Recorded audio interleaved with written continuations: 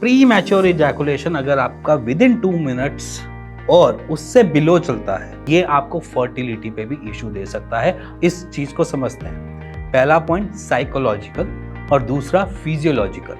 हम एक काम कर सकते हैं, वो है हमारे पास कर्ड।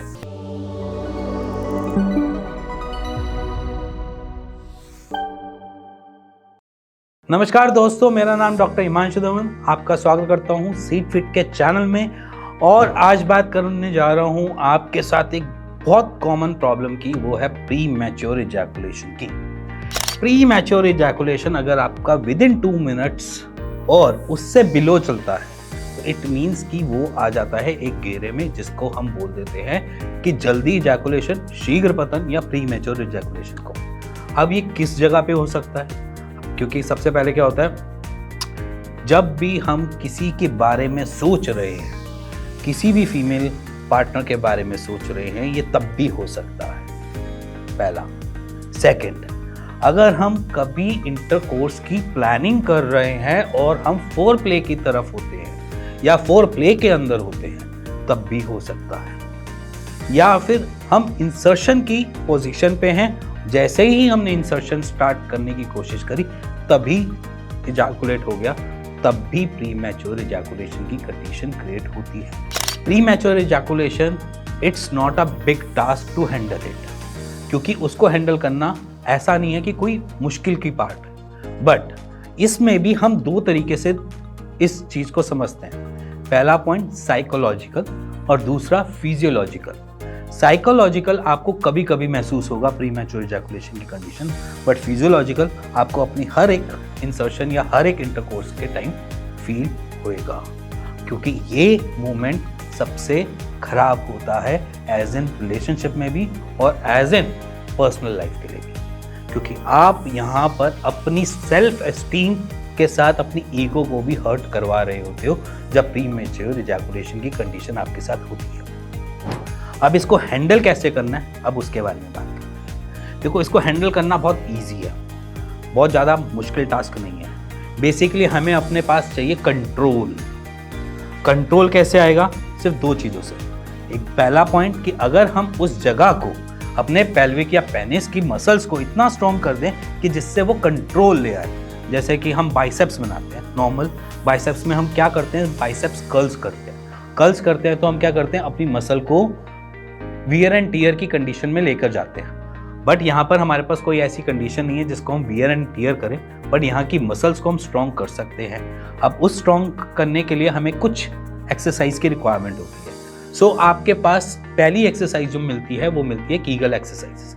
कीगल एक्सरसाइज में आपको कुछ नहीं करना होता, अपने पैल्विक पोर्शन को ऊपर की तरफ पुल पुश करना होता है। उसके पोस्टर्स आपकी स्क्रीन पे चल रहे हैं। बहुत ईजी एक्सरसाइजेज हैं जिसको आप डेली रूटीन में अपने ला सकते हो और अपने प्री मैच्योर इजैकुलेशन की प्रॉब्लम से निजात पा सकते हो। दूसरा, आपको जो काम करना है वो है आपके पास एक यूरिन रोकने की क्षमता।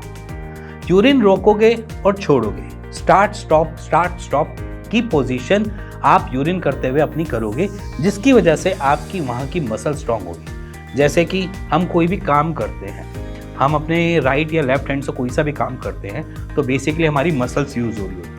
तो इस कंडीशन में भी हमारी मसल्स यूज हो रही होती है स्टार्ट स्टॉप पे, जिसकी वजह से हमें आता है कंट्रोल।